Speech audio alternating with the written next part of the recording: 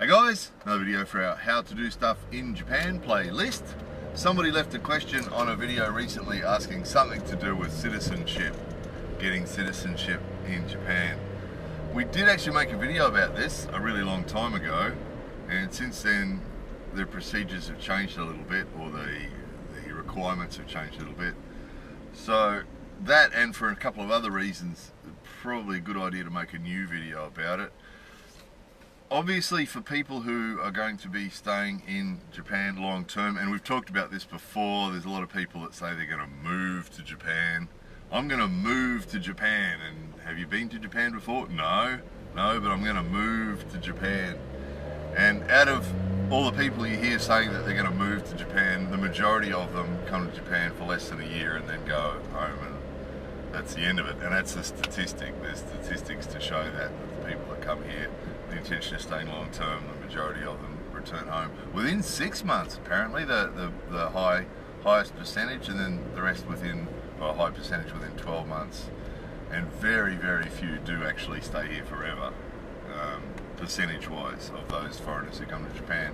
However, for those people who do stay in Japan forever, the options are, of course, most visas have to be renewed, and that's a fairly stressful process.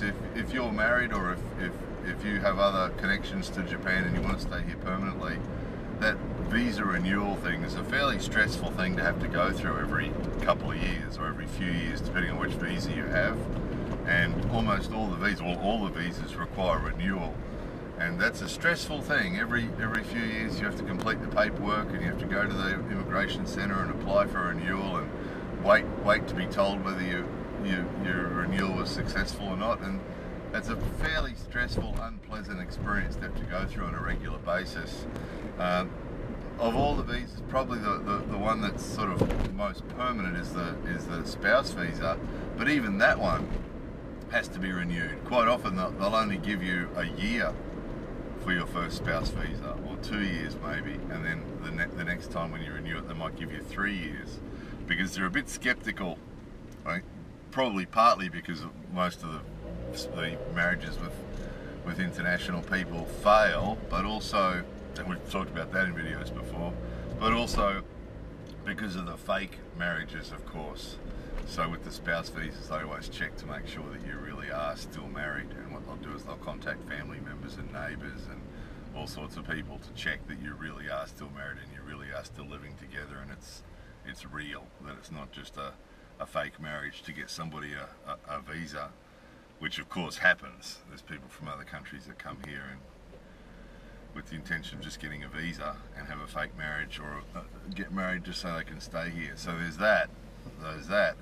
And then for the permanent status, so if you want status, so as opposed to a visa, if you want a status that will allow you to stay here, the two main options are citizenship, so to actually become a Japanese citizen, or permanent residence status. Permanent resident status are the two main permanent options. So those ones obviously don't have to be renewed. Their status, that's a status, and that's it. So weighing up which is which. Now, the guy's question was about citizenship, and we do get asked that quite a bit. The advantages of citizenship over the other options, over the other alternatives. Citizenship means that you're a Japanese citizen, which means you're allowed to vote. If you're keen on voting, you'd be allowed to vote. That's a good thing. And as a citizen, you could not be removed from the country. One of the other aspects of citizenship is Japanese government expects you to give up any other citizenship that you hold. So some countries allow dual citizenship, so they allow you to be a citizen of their country and of another country at the same time. A classic example of that's Commonwealth countries. So an Australian person could hold, under certain circumstances, could hold British citizenship and Australian citizenship, or there's different countries that will allow that, will allow people to have dual citizenship. However, Japan doesn't. They expect you to give up your citizenship of another country if you're given citizenship of Japan. which is sort of fair enough if you think about it. I mean, are you a citizen of Japan or are you a citizen of somewhere else? so they expect you to give it up. There is a lot of talk of the fact that they don't police that. So there are people who have citizenship of Japan, Japanese citizenship, and a citizenship of another country, and they don't mention it. They don't say anything about it to the Japanese government. They don't declare it. They just keep it quiet. And apparently, the Japanese government doesn't investigate it. Usually doesn't investigate to see if they've given up their other citizenship. Apparently, allegedly. But the most important point is that you're expected to give it up. So if you're given Japanese citizenship, you're expected to give up your citizenship of whatever other country you have. So back to the first point, the two advantages of citizenship are you can vote, and the other advantage, might be an advantage, is that you can never be removed, because of course if you're a citizen of Japan and you're not a citizen of another country, then there's nowhere they can remove you to, right? They own you, or you own them or something. You're connected to them from then on, which on the surface could be a good thing, or it might not be. If you commit a crime, if you're not a citizen and you commit a crime, you'll be jailed, and then at the end of your jail sentence you'll be deported. If you're a Japanese citizen, you'll be jailed and kept in jail, and then at the end of your term you'll be released again. So they're probably the only two advantages to citizenship. The main advantages, there's probably others as well, but they're the main advantages to citizenship is that you can vote and that you can't be removed. However, permanent residence status, which is, the requirements are pretty much the same now. It used to be 10 years for you need to be in Japan for 10 years for citizenship. Now apparently people can get it as low as 5 years. They've lightened it up because they do want more people to live here. However, before some people get excited, one thing that hasn't changed and that has always been the case is that Japanese government only want people here, foreigners, to come to Japan who can contribute in some way to Japanese society in a way that Japanese people can't contribute. So that's always been the case, and that's still the case. So they need to see that you contribute something to this society that's beneficial, that can't be contributed by a Japanese person. So, you know, if you're a really good, something that Japanese people can do, then that's no real advantage. You need to have something. So you need to be an amazing engineer, or an amazing surgeon, or an amazing English teacher, or an amazing Spanish teacher, or you need to have some skill, something that you can contribute to Japanese society that Japanese people can't contribute. That's still the same. You also need, and this is the same, citizenship, or pretty much any visa as well. It's pretty much across the board, this one. You know, they need to see there's some benefit in it to Japan for you coming here, not just all for your benefit. The visitor, the holiday visas and the visitor status and that sort of thing, obviously different, because you're just here for a holiday. That's different. But the people who want to live here, this is the case. You have to prove that you can contribute something. You also need to prove, and this is again citizenship or permanent residency, you need to prove that you can support yourself, and that you're independent, so that you're not going to be relying on welfare or something to support yourself. Initially, of course, if you're here forever, by the time you retire, it's a different thing. But initially, you know, you need to show that you're contributing, you can look after yourself, you pay your bills and all that sort of thing. You have to be of good character, and of course, with citizenship and with permanent residency, you need to have been living here for at least 5 years, usually. And they will check up. They will check up with your neighbours if they want to, or with your co-workers, or with your boss, your employer. They can check up with anybody they want to confirm that you're of good character. And that's obviously that's a relative term, isn't it? Right? That's going to come down to the person who's investigating you as to what's of good character. So if you regularly have screaming matches with your partner, or you know, something else like that puts your character into question, that might be enough for you to get rejected. So you have to be pretty squeaky clean, and of course no criminal record, or I mean theoretically you shouldn't be here anyway if you've got any sort of criminal past. So they're very strict about all that as well.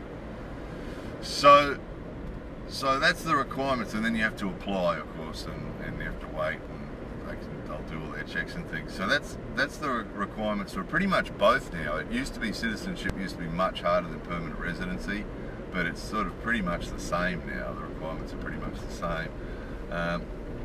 However, so permanent residency is exactly what it says. That once you've got that, you can pretty well stay here forever, as long as you don't commit a criminal offence or do something else like that. If you do something like that, they can obviously deport you back to the country that you came from.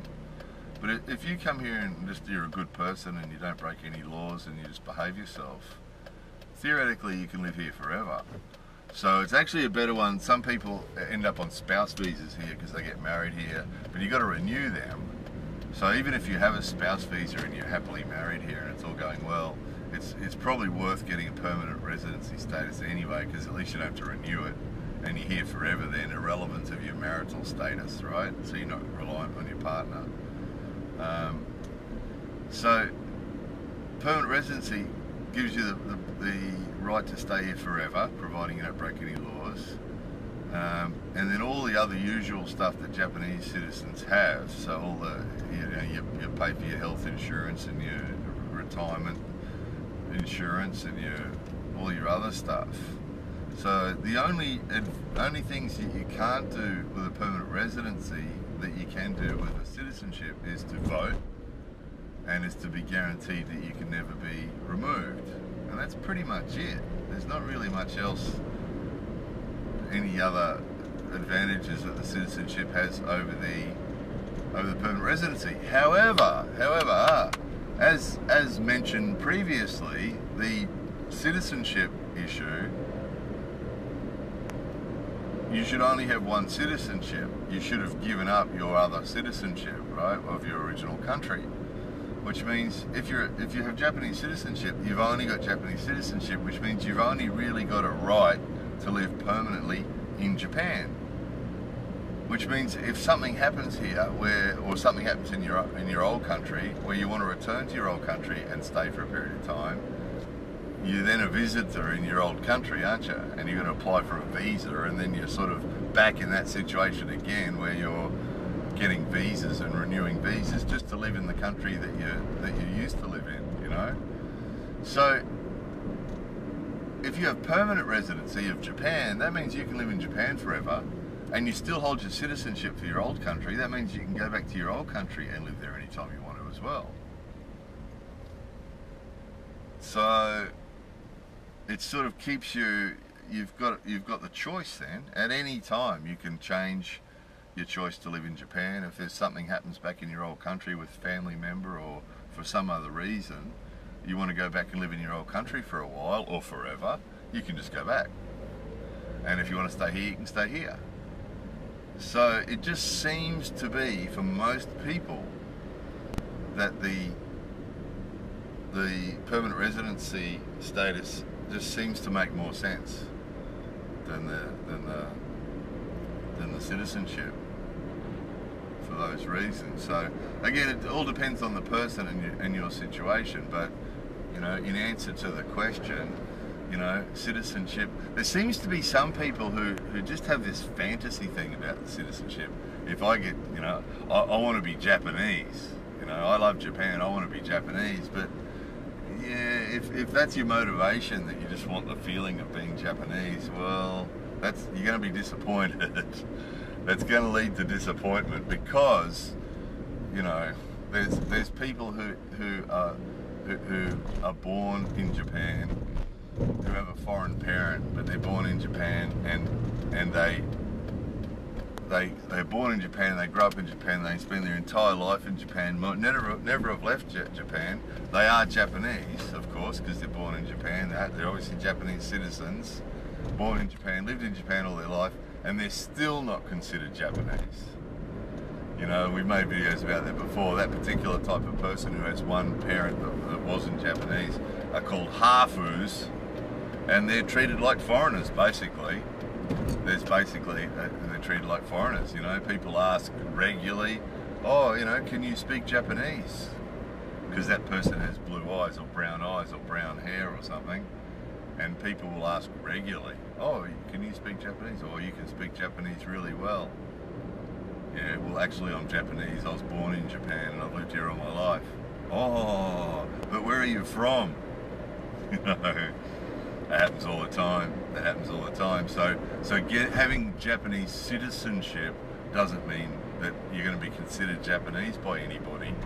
You know, legally you are, of course, but you know, if your motivation is to feel Japanese because you've got Japanese citizenship, you'll be disappointed really soon, because you'll get your Japanese citizenship and people will still be asking you where you're from and telling you that your English is really good, your Japanese is really good, and complimenting you on how well you use chopsticks. And you know, you'll never be treated like a Japanese person if you know, the only way you get treated as a Japanese person if both your parents are Japanese and you're Japanese by blood and you've been here forever, and your parents have been here forever and your grandparents have been here forever, and you know, right up the bloodlines all Japanese, then you'll get treated like a Japanese person. But you know, if you've got one foreign grandparent or you've got anything at all that's different about you, you'll be treated like a foreigner, and your citizenship status is irrelevant to the people around you. So, you know, and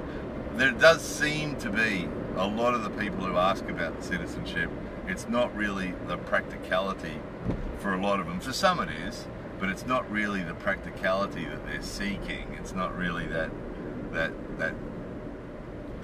practicality of being able to stay here permanently that they're seeking.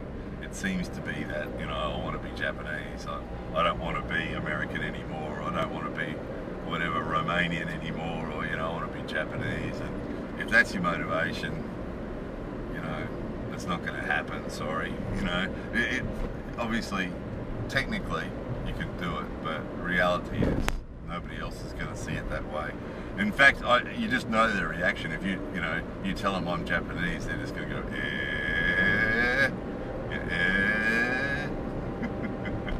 and you're going to end up feeling really disappointed and rejected, probably. So yeah. So the answer is, look, comparing citizenship to permanent residency, our advice is for most people would be to go for the permanent residency. It has all the advantages and more. You know, it gives you that opportunity to choose where you want to be, what you want to do. You can go back and visit your old country anytime you want. You don't need a visa. You're still a resident. You're still a citizen of your old country. And permanent residency means you can come and go from here as well. So, best of both worlds, you know. So, anyway, there it was. Hopefully that will be of some use to somebody. More videos coming soon.